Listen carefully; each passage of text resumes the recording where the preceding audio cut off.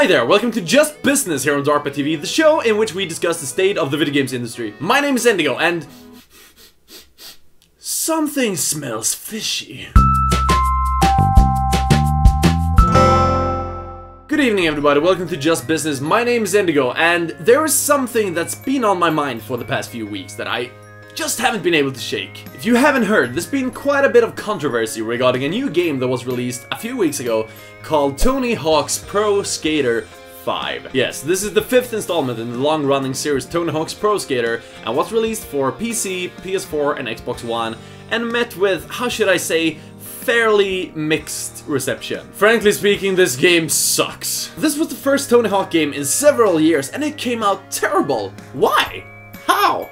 How could this happen? This series has never been that bad before. Hell, these games have actually been really good in the past, with Tony Hawk's Pro Skater 3 being considered one of the best games of all time. Tony Hawk's Pro Skater 5, however, is not one of the best games of all time. In fact, people would argue it might be one of the worst. Let's rewind the tape just a little bit. The first Tony Hawk's Pro Skater was released back in 1999. That was a great game through and through. I played it a lot and I enjoyed it quite a bit. From here on, the games actually got better and better, with Tony Hawk's Pro Skater 2 selling millions of copies, and Tony Hawk's Pro Skater 3 being considered one of the best games of all time, receiving a 10 out of 10 at GameSpot and a 9.7 at IGN. Now, for the time, these review scores were amazing. I mean, they still are, obviously, but at the time, getting 10s and 9.7s from these magazines, that was not an easy feat, I'll tell you. With Tony Hawk's Pro Skater 4, however, things started going a bit downhill. I mean, the game was still good and received pretty good, but the game's got worse from here on. Following Tony Hawk's Pro Skater 4 in 2002, the game series really took a deep.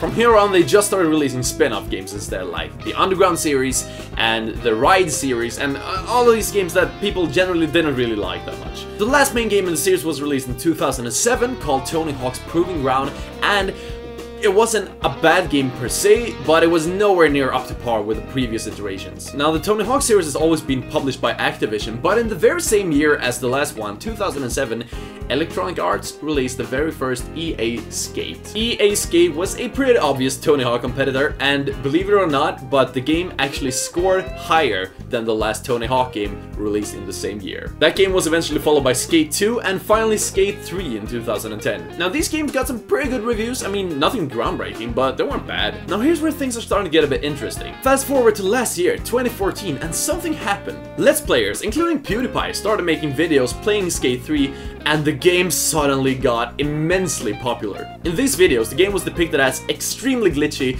with characters flying all over the place, getting stuck in walls, and just the physics being very broken. But it all made for some pretty good comedy videos, resulting in the game getting extremely popular. How popular exactly? Well, last year EA actually started reprinting the game due to demand being that high. Now, at the time of this happening, I was actually working at GameStop, and I can tell you firsthand that almost every week, Skate 3 was #1 on all the charts, outselling Call of Duty, FIFA, The Last of Us, and whatever major games may be out at the time. And this now brings us back to today, in 2015, where Tony Hawk's Pro Skater 5 is suddenly released, the first main game in like 8 years or something. And the game is a broken, glitchy mess. Now, like I said, these games have always been very good and very well polished. But here we have Tony Hawk's Pro Skater 5 suddenly coming out of nowhere and being broken as fuck, with characters flying all over the place and getting stuck in walls. And wait, this is starting to sound familiar somehow. Didn't some other skating game recently get super popular due to being super glitchy and thus selling millions of copies? Call me crazy, but I believe there's a fair chance that Activision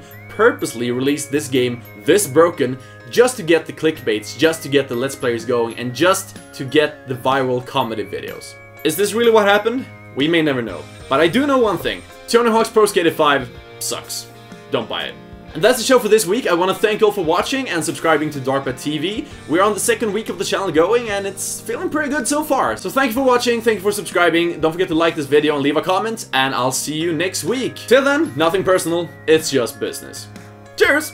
And here we are at the end card, how lovely. Did you catch Raid's latest video, the rad review of Metal Gear Solid 5 The Phantom Pain? A fucking excellent game. And also Kitchen did a video on a weird little game called Frog Fractions. That video just might mess with your mind, so watch at your own risk. Hehe.